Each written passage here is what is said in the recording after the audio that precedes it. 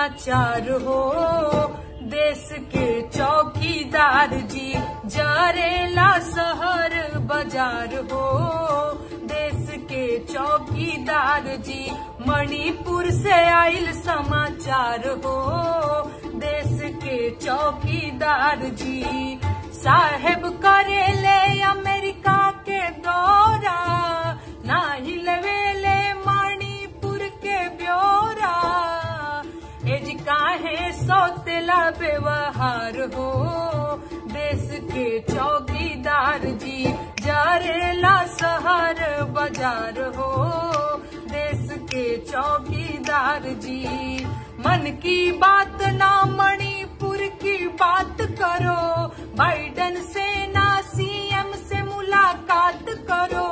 कहो ऐसे चले सरकार हो। देश के चौकीदार जी जरेला शहर बाजार हो। देश के चौकीदार जी मणिपुर से आइल समाचार हो।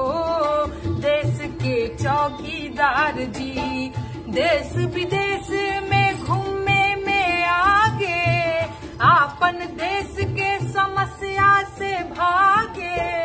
ऐसन साहेब के नहीं दरकार हो। देश के चौकीदार जी मणिपुर से आइल समाचार हो।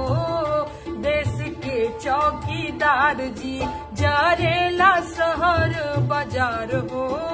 देश के चौकीदार जी ए सखी मीडिया साहेब के गुण गावे, मणिपुर के हिंसा नहीं देखावे। ओ भइल चौथा स्तंभ चाटुकार हो। देश के चौकीदार जी जरेला शहर बाजार हो। देश के चौकीदार जी मणिपुर से आइल समाचार हो। देश के चौकीदार जी जरेला शहर बाजार हो। देश के चौकीदार जी